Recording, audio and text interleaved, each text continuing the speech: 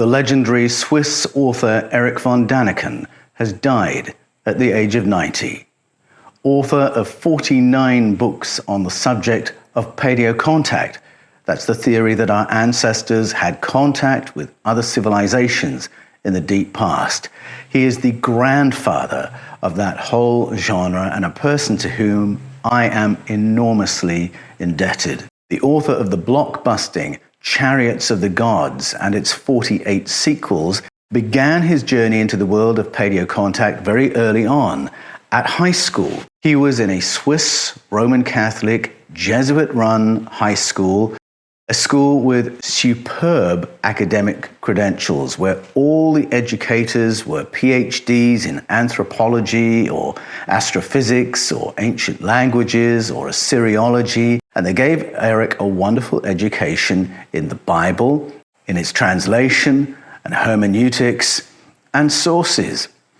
While still a teenager, Erich found himself translating the Hebrew of the Hebrew scriptures into multiple languages and back into Hebrew, and the same exercise was done with the Greek of the New Testament. And it was as he did that that he noticed certain anomalies in the biblical stories. And when he took his questions to his Jesuit teachers, they encouraged him in those questions. And one in particular said, "Erich, you should go to the University Library of Freiburg and ask the librarian there, a fellow Jesuit brother, to show you the Book of Enoch, because what you find there is going to blow your mind." And that's exactly what did happen. The paleocontact aspect of the Book of Enoch is even clearer than those stories in the Bible, and it set Erich on a path that was to define the rest of his life. Now, Erich's family background was in the world of hospitality, and he was a hotel manager when he first started pitching his book ideas.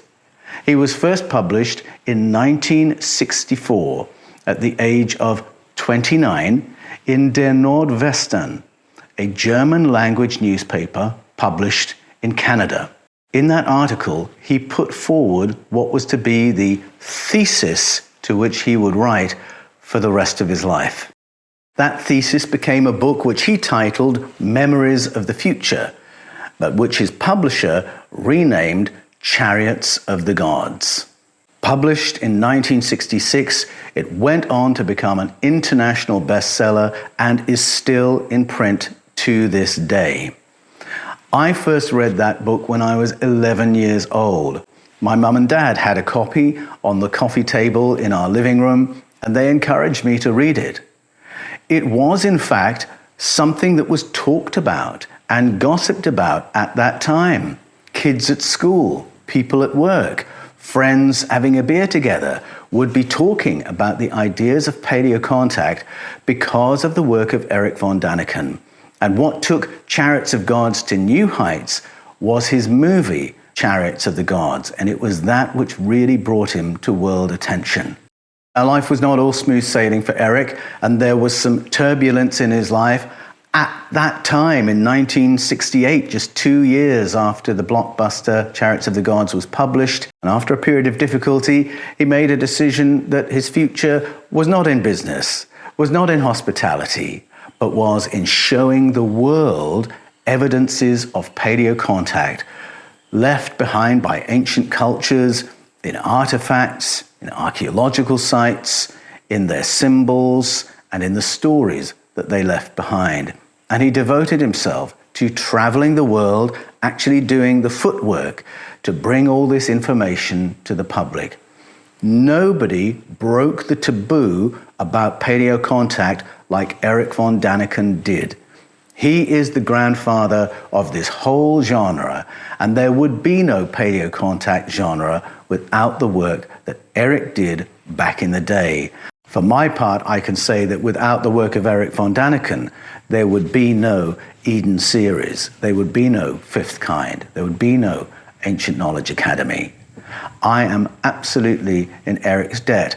Now, of course, as a pioneer, he experienced a lot of pushback, not only in terms of bad press, but in terms of eminent scientists trying to debunk or criticize his work.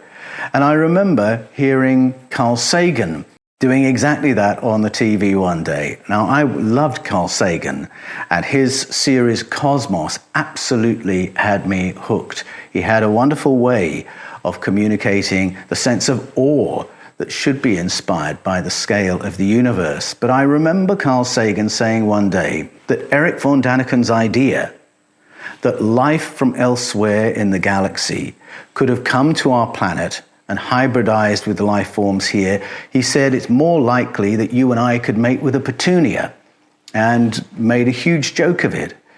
And at that time I thought, oh, well, perhaps he's right. Except that Erich already had my attention, and what I did not know was that secretly Carl Sagan agreed wholeheartedly with Erich von Däniken's thesis. He had published on that topic in the 1960s, but was now charting a different course. When I first met Erich face to face in my 50s, I asked him about how he felt about people who would support him in private but not in public. And I'll come to what he said in just a moment. When I discovered Erich at the age of 11, I found that he had put his finger on a gap in our ability to explain ourselves as the alpha species on planet Earth. The religious explanation leaves a gap. If we're God's special creation, why is it so obvious that we are just another primate, albeit with higher levels of consciousness and intelligence? And if we go for a scientific explanation, what survival advantage would we have without that higher intelligence? We would not even be able to survive in the wild, let alone be the alpha species if we couldn't build a fire, build a structure, make a weapon. So where did this intelligence come from? And there was a gap in the scientific community's ability to answer that question. And it was those questions that really had me gripped. Erich von Däniken's impact on me was enormous, because it was those questions that led me into the world of faith and into the world of Christian ministry for 33 years. In that time, Erich always remained as a voice in my ear, and I continued to puzzle over the questions that he identified in Chariots of the Gods and its 48 sequels. I was thrilled finally to meet Erich face to face in my 50s when preparing to interview him for The Fifth Kind. It was a great pleasure to meet him, and yet, as the date drew close, I was nervous on a couple of counts. One was that it was very early in my interviewing career and I didn't want to muck it up. And the second was that I had since published in the same field my book, Escaping from Eden. And it was being hailed as the new Chariots of the Gods. Now, when I first heard that from George Norrie on Coast to Coast, you can imagine as a writer, I was absolutely thrilled. That was absolutely my dream, to have the kind of impact that Erich von Däniken had had back in the 60s with Chariots of the Gods. And then in a later interview, I remember Regina Meredith saying, Paul Wallis is really the new von Däniken. Now you can imagine, I was absolutely delighted to hear those descriptions, but as we came close to my conversation with Erich, I had to pause and think, oh my goodness, what does Erich think of that? Is he going to be offended? Because Erich von Däniken is the Erich von Däniken of this generation. He is without peer. And I wondered if he might be a bit miffed, a bit annoyed. Well, when we finally did meet, he put all my fears to rest. He couldn't have been more gracious and encouraging. In fact, he provided the foreword for the German edition of Escaping from Eden, Flucht aus Eden, and he provided the endorsement for its sequel, The Scars of Eden. He has been so generous to me, and I find that this is in fact typical of Erich. He was ultra affirming of people who had followed in his footsteps and were exploring the trail that he had blazed.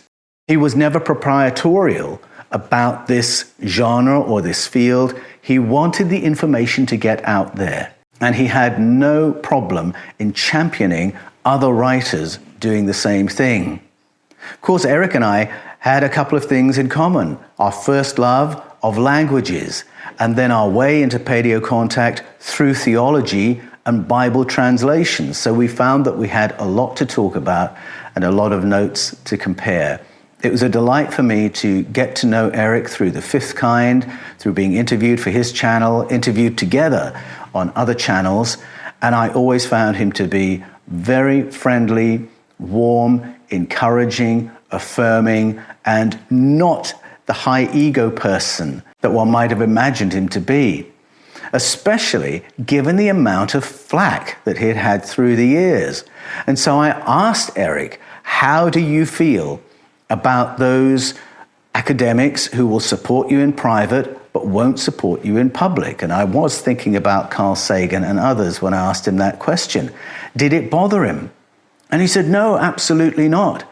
He said early on, people would come to him, astrophysicists, people working in NASA, anthropologists, biologists, other scientists would come to him and say, Eric, I have long suspected what you are writing about, and I have some evidence that really supports what you are arguing for in this book.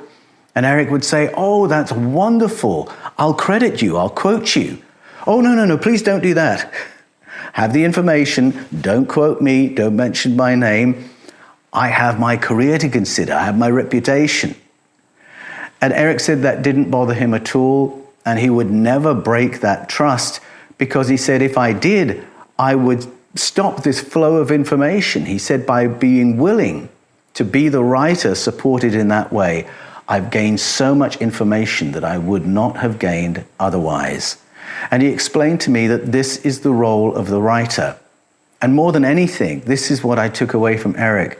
He explained it's the writer's role to push the conversation forward. It's the writer's role to read the PhDs, to read the research, to know what the implications are, and then put it on the table. Aren't the implications of what you've just said this? If we look at this, doesn't it point to this? And he said the writer puts it on the table, and then the academics can come to the table and have a conversation and move the conversation forward. But you, the writer, must pioneer the idea. You, the writer, must take the flak. It's your job to bring the conversation to the public and move the conversation forward. And I was so grateful for his perspective on that, and it's a perspective I have absolutely embraced in my own career from that time to this. Eric was always a very gracious person to work with. And as I speak with people who have written with Eric or toured with Eric, they all say the same thing, that his whole mentality and motivation was to get these ideas out there, to ask the big questions, to show the implications of artifacts, archaeological sites, ancient story, and let people connect the dots and see the possibilities. I was speaking to a friend just the other day in Guatemala who had worked closely with Eric many times, and he said Eric is so different to other experts who might lead tours here and there, and he would always collaborate on the basis of the idea and what the experience would be. He said other people, they straight away go to dollars. What's the cost? What's the profit? What's my fee? And he said Eric was absolutely the opposite of that. For him, it was all about getting the ideas out there. Eric's final book was Skies Afire, a collaboration with Mauro Bellino, a great friend of mine. He and I are publishing a book this year in 2026, and in that book we will have a tribute to Erich von Däniken, because Eric was a huge influence on both Mauro and myself, and of course many others all around the world. When I posted earlier to let people know the news, my channels, the Paul Wallis channel, The Fifth Kind, Ancient Knowledge Academy, have been overwhelmed with responses from people who said, I discovered Eric in my youth. He changed my life. He taught me to ask the big questions. And Eric certainly was that for me.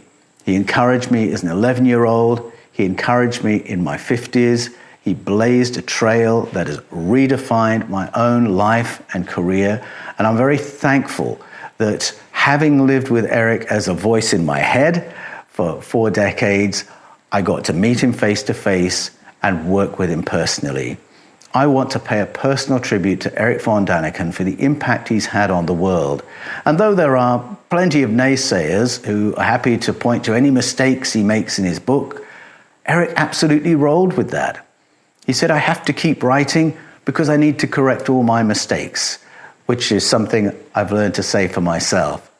And he had no problem in admitting that he might have made mistakes here and there, but he would correct them in the next book and go back to the topic and probe deeper and always be willing to change his mind in the light of new information. For his work, Erich has been honored by universities and museums in Colombia, Bolivia, and Peru. Through the years, many have reacted to Erich's work because they feel that it is an attack on their faith, that it's changing their theology.